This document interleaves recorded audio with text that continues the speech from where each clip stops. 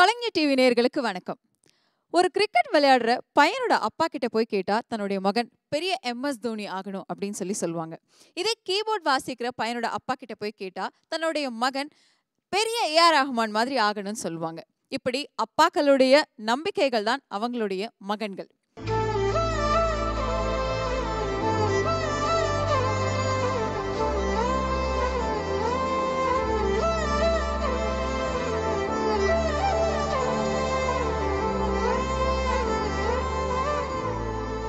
என் மகன் உங்க எல்லாருக்குமே பரிச்சயமான உங்களை ரசிக்க வச்ச மாபெரும் பன்முக நடிகர் அவருடைய மகனை பற்றியும் அவருடைய மகன் தன்னுடைய அப்பாவை பத்தியும் பேச போறாங்க. என்னெல்லாம் பேச போறாங்க, என்ன விஷயங்கள்லாம் நம்ம கிட்ட சொல்ல போறாங்க அப்படிங்கறத அவங்களே கூப்பிட்டு தெரிஞ்சுக்கலாம். Let's welcome MS Bhaskar sir and அவருடைய மகன் Aditya on to the stage.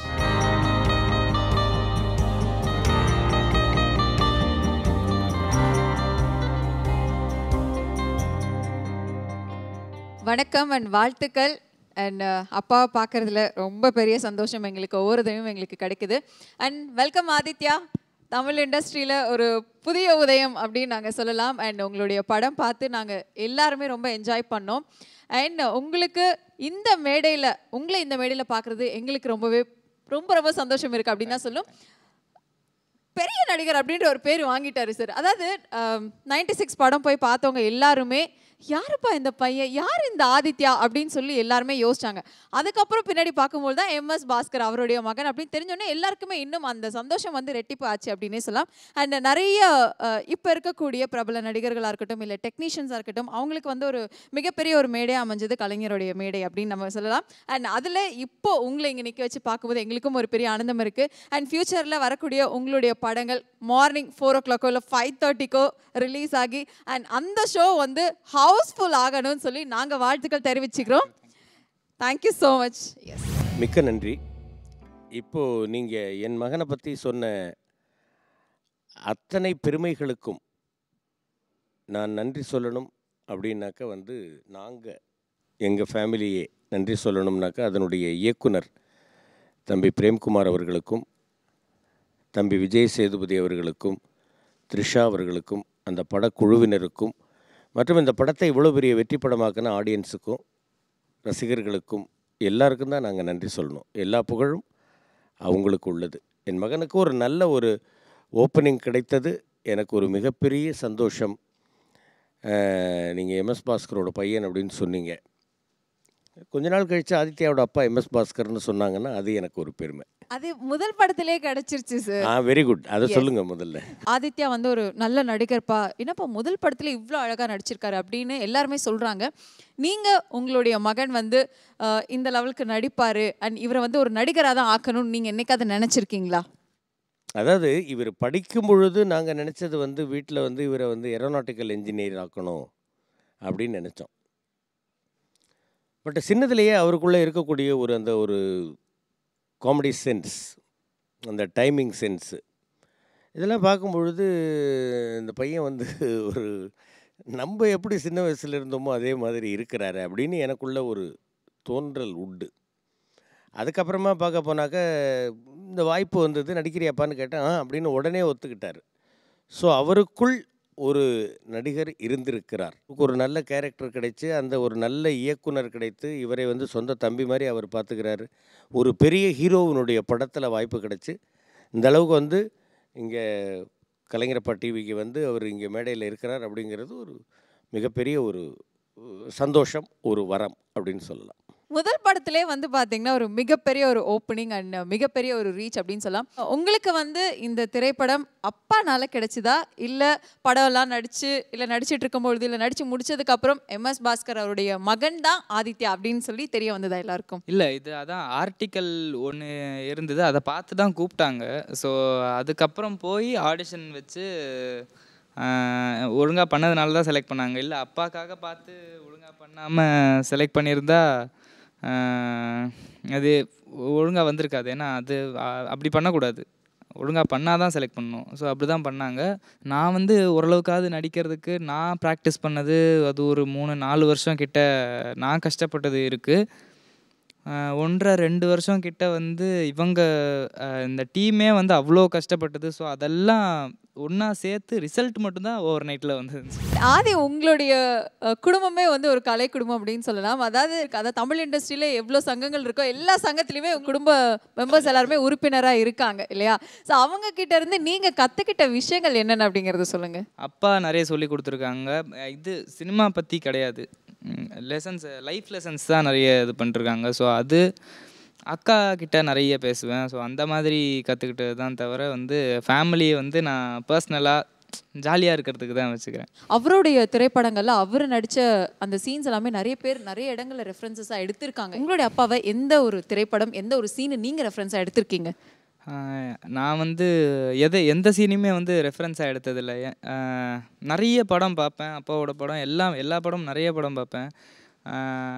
Language barrier இல்லாமல் நிறைய படம் பார்ப்பேன். ஸோ ஆனால் ரெஃபரன்ஸாக எடுத்து நான் வந்து என்ன மாதிரி தான் பண்ணி பார்ப்பேன். ரெஃபரன்ஸாக எடுத்து அந்த மாதிரி எடுத்து அவங்களோட இது வந்துருமோ, அது வந்துட்டால் அது திரும்ப போக வைக்கிறது கஷ்டம். ஸோ அந்த பயத்தில் வந்து நான் அந்த மாதிரி பண்ணதில்லை. எனக்குன்னு நான் எப்படி அழுவேன் அப்படின்னு நான் சில டைம் வந்து நான் ஏதாவது ரொம்ப டிப்ரெஸ்டாக இருக்கும்போது அழும்போது திடீர்னு தோணும், வீடியோ எடுத்துப்பேன். ஸோ அது அந்த டைமில் நிறைய பேருக்கு தோணாதுன்னு நினைக்கிறேன். ஸோ வீடியோ எடுத்து அப்போ எப்படி அழுதுருக்கேன் அப்படி பண்ணி பார்த்து, ஸோ அப்போ தான் நான் அழுத மாதிரி இருக்கும். இந்த மாதிரியான விஷயங்கள் உங்களுக்கு எப்படி அது தோணுது? அதாவது அழும்போது எல்லாருமே அந்த எந்த இன்ஸ்டன்ட்காக நம்ம அழுறோமோ அந்த இன்ஸ்டன்ட் தான் நிறைய பேருக்கு ஞாபகம் இருக்கும். அந்த இடத்துல கூட நீங்கள் வந்து வீடியோ எடுத்து நீங்களே உங்களை பார்த்து எப்படி நம்ம அழணும் அப்படிங்கிறது நீங்களே ரெஃபரன்ஸ் எடுத்துக்கிறதுங்கிறது ஒரு பெரிய விஷயம். இது எப்படி உங்களுக்கு ஃபர்ஸ்ட் ஸ்ட்ரைக் அவுட் ஆகுது? தெரியல, திடீர்னு அப்போ ஏதோ தோணுது. நான் பதில் சொல்கிறேன். ஓகே. எவ்வளோ ஒரு கஷ்டமான ஒரு சூழ்நிலையில், இறுக்கமான ஒரு சூழ்நிலையில் இருந்தாலும் உள்ளுக்குள் இருக்கும் கலைஞன் விழிக்கிறான் அப்படிங்கிறது தான் இந்த இடத்துக்கு நாம் கரெக்டாக பொருத்தமாக இருக்கும். அதாவது எனக்கெல்லாம் வந்து எப்படின்னு கேட்டிங்கன்னாக்கா, நான் வாழ்க்கையில் வந்து பல துன்பங்களை அனுபவிச்சிருக்கேன், பல பிரச்சனைகளை அனுபவிச்சிருக்கேன்.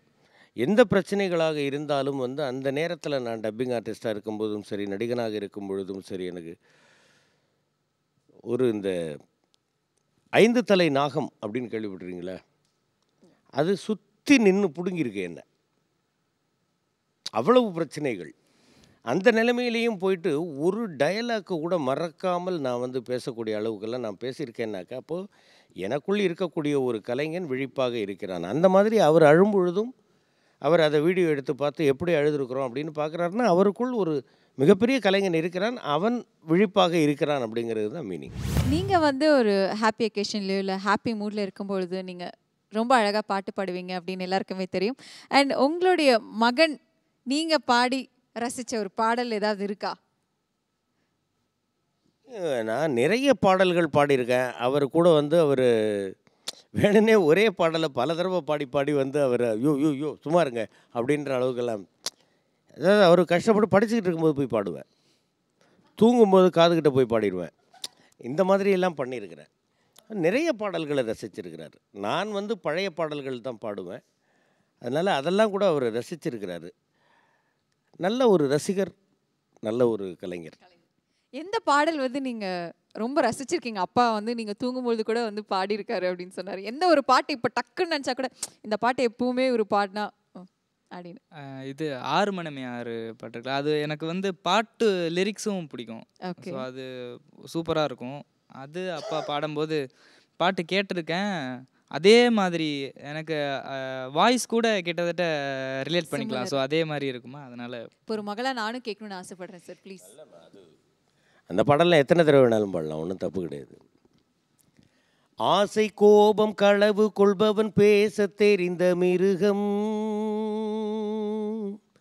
அன்பு நன்றி கருணை கொள்பவன் மனித வடிவில் தெய்வம். இதில் மிருகம் என்பது கள்ள மனம், உயர் தெய்வம் என்பது பிள்ளை மனம். இந்த 6 கட்டளை அறிந்த மனது ஆண்டவன் வாழும் வெள்ளை மனம், ஆண்டவன் வாழும் வெள்ளை மனம்.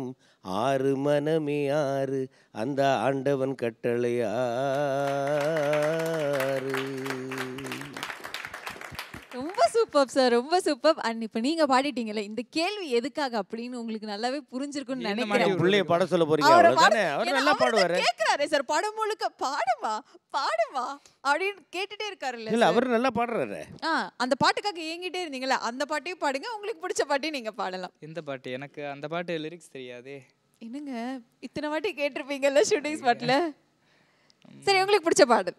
முன்பே வா என் அன்பே வா, ஊனே வா உயிரே வா, முன்பே வா என் அன்பே வா, பூ பூவாய் பூப்போம் வாய், நான் நானா கேட்டேன் என்னை நானே, நானியா நெஞ்சம் சொன்னதே, முன்பே வா என் அன்பே வா, பூ பூவாய் பூப்போம் வா.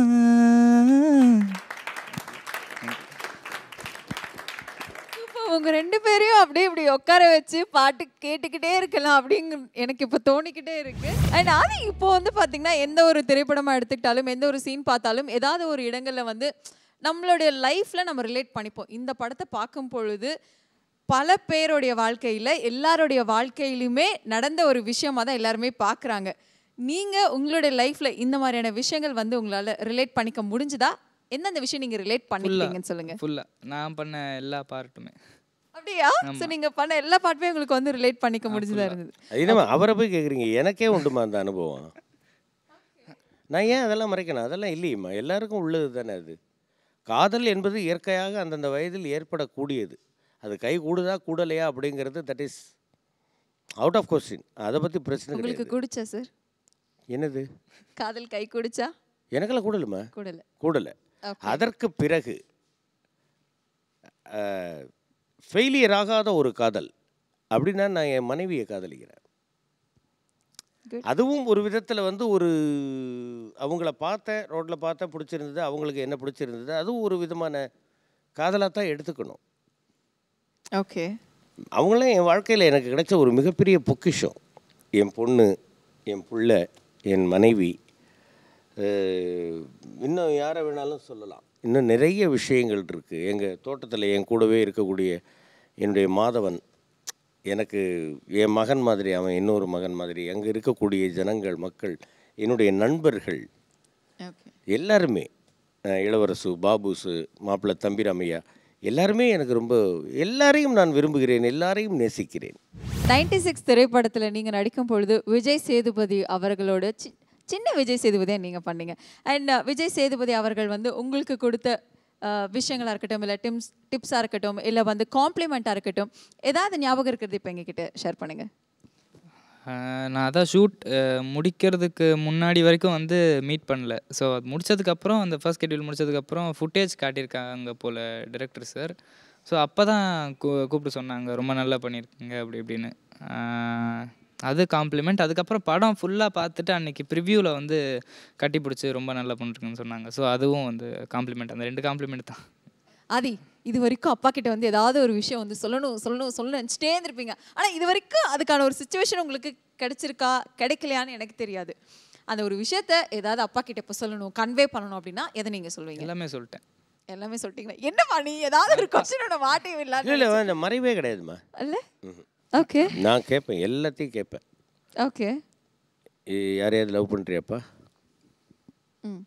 அதெல்லாம் இல்லை, இருந்தால் சொல்லு, எனக்கு பிரச்சனையே கிடையாது. எதாவது சாப்பிட்டியாப்பா இன்றைக்கி? ரைட்.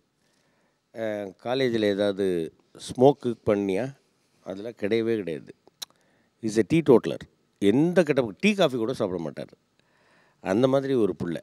ஸோ அப்படிங்கும்போது இருந்தாலும் நான் கேட்டுக்குவேன் எல்லாத்தையும். பட் கண்ட்ரோல் அப்படிங்கிறது வந்து இவங்க 3 பேர் சேர்ந்து என்ன தான் கண்ட்ரோல் பண்ணுவாங்க. ஏன்னா நான் தான் வீட்டில் ரொம்ப விஷமம் பண்ணுவேன்.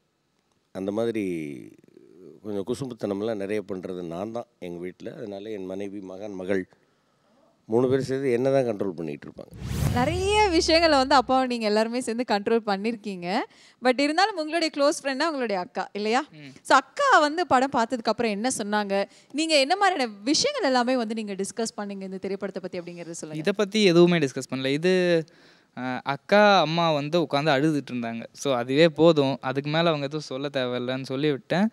இந்த அவங்க கௌரி திரும்பி பார்ப்பாங்கல்ல ஸ்கூலில், அவங்க உடம்பு சரியில்லாமல் வந்துட்டு, ஸோ அது ரொம்ப பிடிச்சிருந்தது. நானும் வந்து அதுதான் படத்துலேயே வந்து ரொம்ப ஃபீல் பண்ணி பண்ணதுன்னா அந்த சீன் தான் அதுக்கப்புறம் வந்து இந்த காலேஜ் பார்ட் வந்து அது எல்லாருக்குமே பிடிச்சி ரொம்ப நல்லா பிடிச்சது. இவ்வளோ நேரம் வந்து ரொம்ப அழகாக 96 திரைப்படத்தை பற்றியும் உங்களுடைய மகன் பற்றியும் நீங்கள் உங்களோட அப்பாவை பற்றியும் நிறைய விஷயங்களை எங்ககிட்ட ஷேர் பண்ணிக்கிட்டீங்க.